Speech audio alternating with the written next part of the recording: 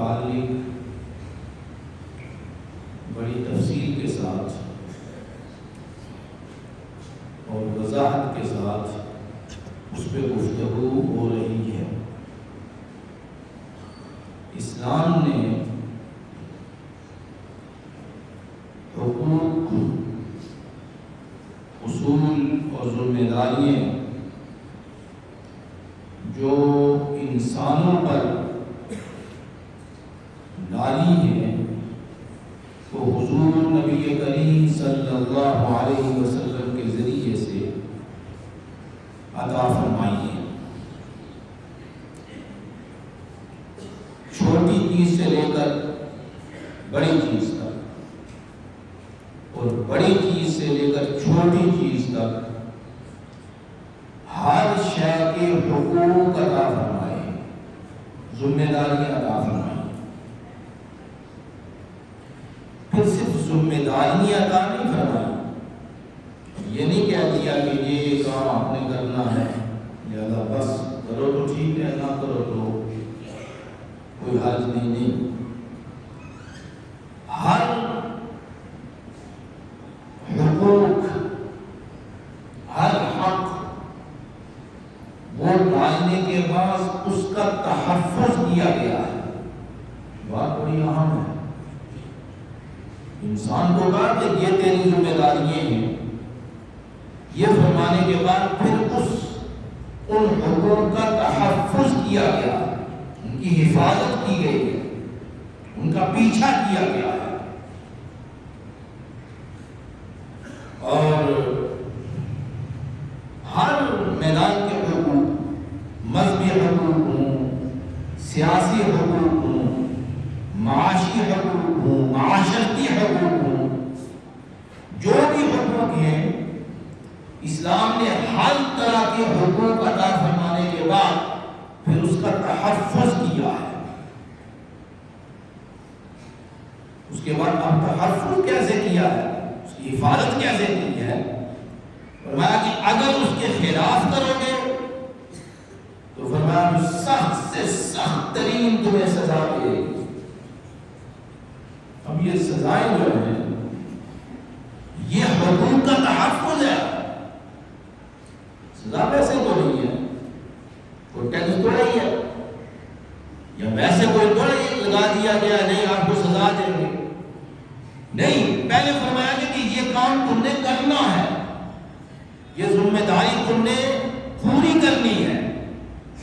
پھر اس کا تحفظ اس انداز سے کیا گیا کہ اگر نہیں کرو گے تو تمہیں دنیا میں بھی اور آخرت میں بھی سزا ملے گی۔ جتنا بڑا حق ہوگا اس کی تحفظ کے لیے اتنی بڑی سزا رکھ دی گئی ہے۔ اب غور کریں، ویسے بات نہیں ہے، یہ تو نہیں ہے کہ آپ کہہ دیا ٹھیک ہے جی ہو گیا، کریں گے کر لیں، اس کے بعد پیچھا نہ کیا۔ اسلام نے پیچھا کیا ہے۔ اسلام نے اگر کوئی حق اور ذمہ داری تم پر عائد کی ہے اس کے بعد اس کا تحفظ اس انداز سے کیا گیا کہ اگر نہیں کرو گے تو پھر تمہیں سزا ملے گی، اور اگر سزا سے بچ بھی گئے تو اللہ تعالیٰ نے قیامت کا دن ایسا قائم کیا ہے اور اسی سے قیامت کے وقوع اور وہاں سزا ملنا یہ بات ثابت کرتی ہے کہ کہیں سے تم بچ بھی جاؤ،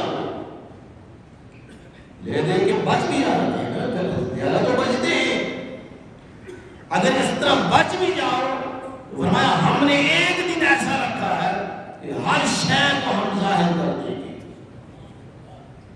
ہر شے کو ظاہر کر دیں گے۔ یہ تحفظ ہے، حقوق کا تحفظ ہے۔ دیکھیں غور و فکر کریں، اب یہ قرآن مجید میں جو حقوق بیان، اسی لیے زیادہ حقوق نہیں ہے۔ آپ یاد رکھیں کہ جو فرض حقوق ہیں، ضروری حقوق ہیں، ضروری ذمہ داری ہیں، وہ زیادہ نہیں ہے۔ یہ اس لیے کہ اگر ذمہ داریاں زیادہ ہوں تو تمہیں اس کا تحفظ کرنا ہے تو پھر سزائیں بھی زیادہ ہوگی، اور جس لیول کا اور جس ویٹ کا، جس وزن کا فرض ہوگا اسی وزن کے مطابق اس کی سزا کا تعین بھی کیا گیا ہے، اور اگر سزا نہ ملے تو اس حق کا تحفظ نہیں ہو سکتا۔ اس حق کا تحفظ یہ سمجھنے کی بات ہے کہ ویسے تو نہیں ہے، کچھ شعر و شاعری تھوڑا ہی کہ ہم شعر و شاعری کر لیں، ویسے بھی شعر و شاعری ہم اپنی گفتگو میں کام کرتے ہیں، مرض کی بات کرتے ہیں، خلاصے کی اور مقصد کی بات کرتے ہیں، اس پر غور کریں۔ شعر و شاعری شعر پڑھ دیے، واہ واہ ہو گئی، تقریر ختم ہو گئی، خطاب ختم ہو گیا، نہیں یہ بات نہیں، یہاں مقصد کی بات ہے، اس پر غور و فکر کریں۔ اب یہ ارشاد فرمایا کہ تمہاری ذمہ داریاں ہیں، اپنے ذمہ داریوں کے کا تحفظ کرو۔ اگر تم اپنی ذمہ داریوں کا تحفظ نہیں کرو گے تو اسلام تحفظ کرے گا ان ذمہ داریوں کی۔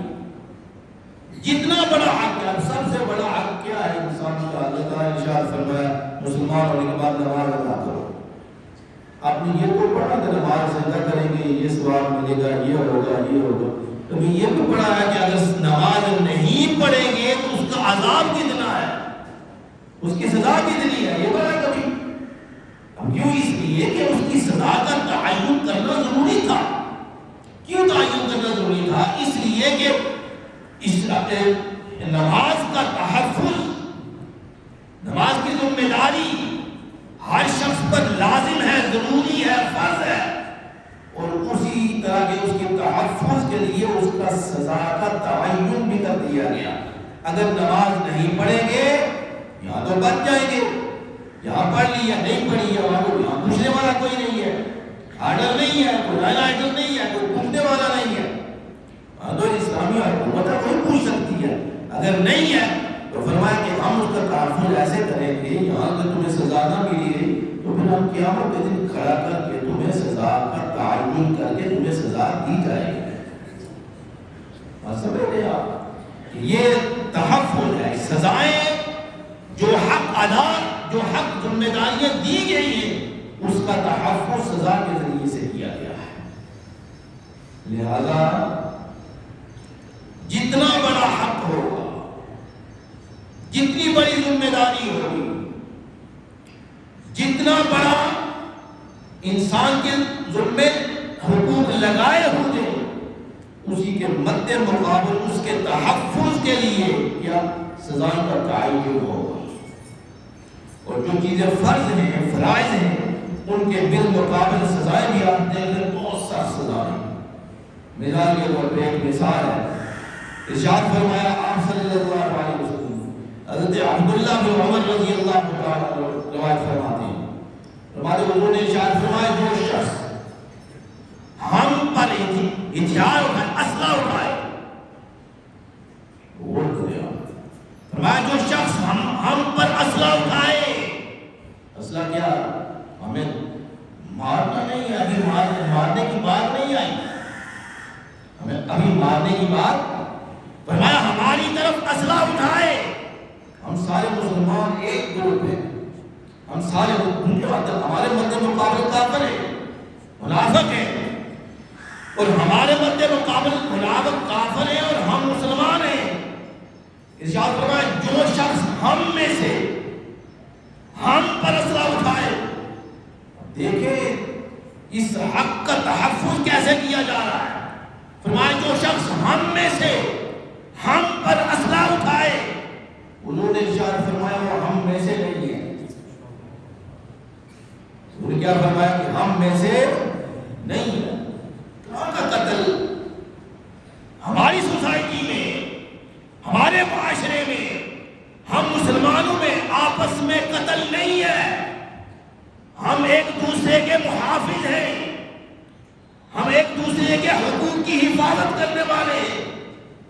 تو انہوں نے کیا دیکھیں، اب انہوں نے الفاظ مبارک دیکھے، ورنہ مارنا تو دور کی بات ہے، گالی بکنا دور کی بات ہے، ورنہ ہماری طرف کوئی اسلحہ اٹھائے گا بھی تو فرمایا ہمارے طریقے میں نہیں ہے، انہوں نے یاد ہم بری ذمہ ہے، وہ آپ جانے وہ جانے اور اللہ جانے، یہ جان کے حقوق کی کی گئی ہے، تمہارے جانوں کی حفاظت کتنی ہے، تمہاری جانوں کا تحفظ کتنا ہے۔ فرمایا کہ جو ہماری طرف اسلحہ اٹھائے گا، ارے ہمارے طریقے میں نہیں ہے، ہم میں سے نہیں، ہمارے طریقے میں نہیں ہے، ہم آپس میں کیوں اسلحہ اٹھائیں گے؟ اسلحہ تو ہم کافروں کے لیے اٹھائیں گے، ان کے لیے حکم دیا گیا ہے، ہاں ہمارے لیے ہم آپس میں لڑیں، آپس میں جھگڑے کریں، آپس میں اختلاف کریں، آپس میں اسلحہ اٹھائیں اور ایک دوسرے کو ماریں، ہم تو ایک دوسرے کی جان کا تحفظ کرنے والے ہیں۔ اگر ہم آپس میں لڑنا شروع کر دیں گے تو فرمایا وہ جو شخص ہمارے اوپر اسلحہ اٹھائے گا، فرمایا وہ ہم میں سے نہیں ہے۔ ایک اور آگے حدیث مبارک، ایک اور آیت مبارک، ومن احیاها فکأنما احیا الناس جميعا، فرمایا جس نے ایک جان کو بچایا، ایک جان کا تحفظ کیا، ایک جان کی حفاظت کی، وہ حقوق اور ذمہ داریاں پوری کی کہ ایک جان بچ جائے، فرمایا اس نے کل انسانیت کو بچا لیا۔ ایسی باتیں کرتے ہیں، ہمارے حقوق، ہماری ذمہ داریاں، ہم کون ہیں، ہم مسلمان ہیں، ہمارا آپس میں تعلق کیا ہے۔ فرمایا صحابہ کرام جو یہ آیت مبارکہ کو ومن احیاها فکأنما احیا الناس جميعا، فرمایا ایک جان کا تحفظ پوری انسانیت کی جانوں کا تحفظ ہے، فکأنما احیا الناس جميعا، فرمایا ایک جان کو جس نے بچا لیا گویا کہ اس نے پوری انسانیت کو بچا لیا۔ یہ ارشاد فرمایا گیا۔ اب دیکھیں اللہ تعالیٰ نے کس طرح ایک جان کی تحفظ کے لیے، اور ایک اور حدیث مبارک ہے، ارشاد فرمایا کہ کوئی شخص ایک مسلمان کو قتل کرے اور ایک مسلمان کو قتل کرنے کے میں شریک جتنے مسلمان ہو، ہم یہ نہیں دیکھیں، یہ حکم ہے، ہم یہ نہیں دیکھیں گے کہ ایک آدمی ملوث ہے، 10 ملوث ہیں، 100 کی تعداد ہے، فرمایا سارے کے سارے ان کو پھانسی دی جائے گی۔ کیوں؟ ایک جان کا تحفظ ضروری تھا، ایک جان کا حقوق، اس کا حق ادا کرنا ضروری تھا، کیونکہ ایک جان کی حفاظت کی گئی اور جتنے کے جتنے اس میں شریک ہوں گے سب کو پھانسی پہ لٹکا دیا جائے گا۔ حکم ہے۔ اب دیکھیں نا، جب تحفظ کیا گیا ہے کہ پوری انسانیت محفوظ ہو گئی ایک جان کے بدلے میں، ومن احیاها فکأنما احیا الناس جميعا، ساری انسانیت اس نے بچا لی جب جس نے ایک جان کا تحفظ کیا، اور اس کے مقابلے میں تو اسی نے جس نے ایک جان کو مار دیا، جو شخص میں شریک ہوگا اللہ کے حکم کے مطابق وہ سارے کا سارا پھانسی کو قتل کیا جائے، یہ تحفظ کیا گیا ہے۔ لہذا یہ آپ بات کو سمجھنے کی کوشش کریں کہ اللہ تعالیٰ نے حقوق اور ذمہ داریاں جو عائد کی ہیں، اگر ان کا تحفظ نہیں کرو گے تو سزائیں بھی اسی طرح کی سخت سزائیں، اسی طرح کی سخت سزائیں۔ لہذا اپنے حقوق اور اپنی ذمہ داریاں ان کو ادا کریں اور ان کا تحفظ کریں۔ اللہ تعالیٰ ارشاد فرمایا سب سے پہلا جو حق ہے انسان کا اپنی جان میں ہوتا ہے، سب سے پہلی ذمہ داری اپنی جان کی ہے۔ فرمایا یا ایھا الذین آمنوا علیکم انفسکم، دوسروں کی بات نہ کرو، اے ایمان والو علیکم انفسکم، تمہاری اپنی جان اس کی حفاظت کرو، علیکم انفسکم، سب سے پہلے ذمہ داری تمہاری اپنی ہے، دین کے لحاظ سے بھی اسلام قبول کرو، اور دوسرا کیا، اور اسلام کی حفاظت کرو، ایمان کی حفاظت کرو، اور دوسرا اپنی جان کی حفاظت کرو۔ دو چیزیں فرمائیں۔ ایک اور مقام میں فرمایا یا ایھا الذین قوا انفسکم واہلیکم نارا، فرمایا سب سے پہلے اپنے آپ کو بچاؤ، پھر اپنے گھر والوں کا تحفظ کرو۔ آپ صلی اللہ علیہ وسلم ارشاد فرمایا حدیث پاک بخاری شریف میں، انہوں نے فرمایا فَإِنَّ لِجَسَدِكَ حَقًّا عَلَيْكَ حَقًّا، فرمایا تیرے جسم کا تجھ پر حق ہے. یہ جو ہم اپنی جانوں پہ مرنے پہ تلے ہوئے ہوتے ہیں نا، ہمارے نوجوان جو ہے، ہمارے بھائی جو ہے، ایسی حرکات اور سکنات کرتے ہیں جو جان لیوا ہوتی ہے، جان لیوا. یہ وسائل ہے جو ایک جگہ سے نقل وسائل، ایک جگہ سے دوسری جگہ جانے کے لیے جو ہماری گاڑی استعمال کرتے ہیں، ان کو غلط چلائیں گے. ہماری جان کی حفاظت ہو.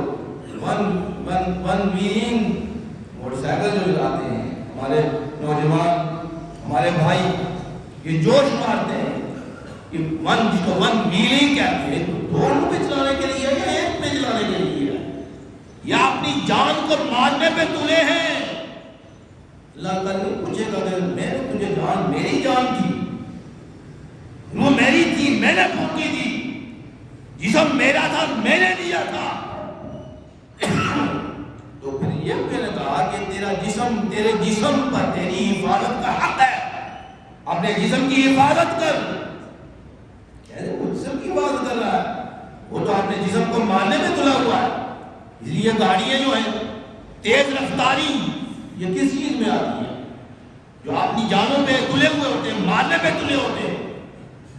کوئی چیز ملے گی، مبارک ملے گی، یہ شرط جو لگائی ہے وہ ملے گی، اپنی جان پہ پڑے ہوئے ہیں.